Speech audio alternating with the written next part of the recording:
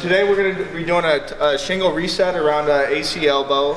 Obviously the AC elbow is not here, neither is the AC, so you're going to have to kind of use your imagination a little bit.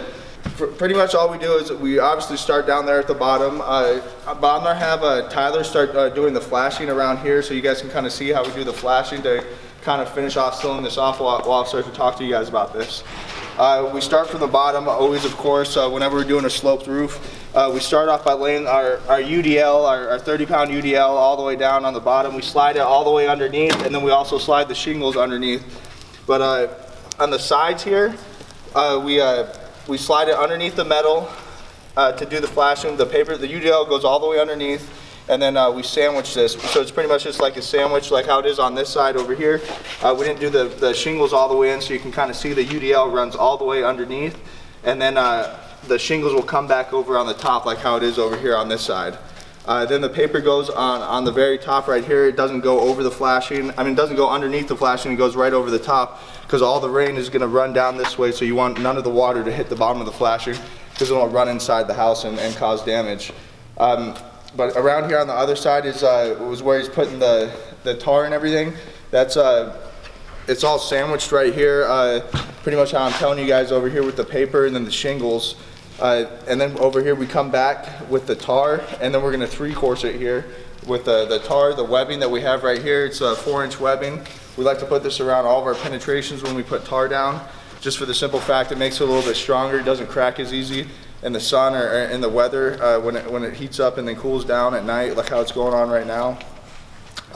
It kind of helps everything stay together when you put an extra layer of webbing in it.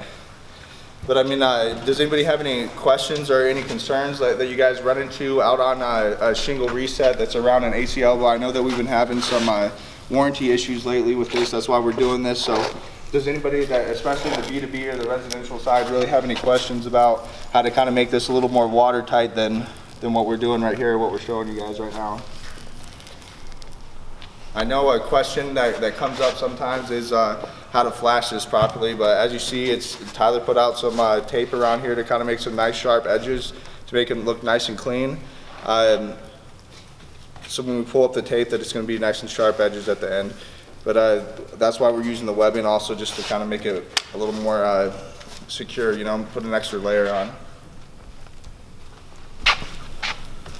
How long do you guys think it takes for tar by itself to crack here in Arizona? 2 months. Like 4 to 6 months.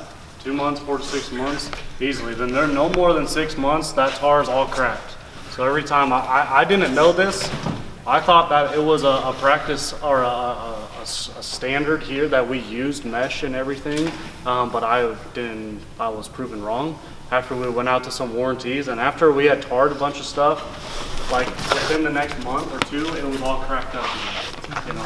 So I want to make sure that we understand that this polyester mesh, not polyester, fiberglass mesh is a standard in everything. Every time you tar something, you put the mesh in it. You know, 3 to 6 month time frame will go to probably 5-6 years at least. You know, then if you can add some spray paint or put the loose granules on top of it, it gives it another layer of protection. So if it's like this here, where it comes out, you know, and it comes down and back onto the shingles, there's a transition there from metal to shingles. So that's always going to move. There's always chance of the two products moving, so we want to put the mesh in there. Now if it's just underneath this flange here, I mean, hopefully this doesn't move too much, so you can go ahead and, you know, put your tar into there and then nail it down so it doesn't move. But if it's impossible, I get it. There's sometimes you can't put the mesh in there, but everything around pipe jacks, AC units, everything rooftop penetration should get the mesh in it. It's usually made up from elastomeric coating, which is it's supposed to have some elasticity into it so it can move without cracking. That's the pro of elastomeric. I would never say no, don't do it. If you have the fabric up there, let's do it. You know, and if that backs up, it can obviously cause leaks. So if you ever go to do a 3-course seal around an AC unit and you see that it's ponding on the back, try to build it up from the centers, you know, around, like create a cricket basically with tar. And that'll help shed the water around the AC duct, and then you don't have ponding water there. And you can do that with tar. Then you cover it up with spray paint or loose granules or whatever you have. I would say probably 4 inches away from the AC duct. Because if you go further than that, I mean, I've seen restoration companies and all sorts of idiots, AC duct guys up there, and they'll literally just smear tar 2-3 feet away from the shingles, thinking that that's going to stop the leak. And the majority of the time, it's literally right at the depth. They don't have to smear tar everywhere. So that's just because they don't understand where the weak points are. But I would say no more than 4 inches, because then it starts looking sloppy. Unless you have loose granules. If you guys have seen those, they sell them at RWC. I'll see if we can stock them here.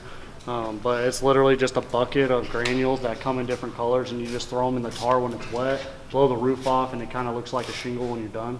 It's actually really clean. All right, guys, 5 guys on 3. 1, 2, 3. 5 guys.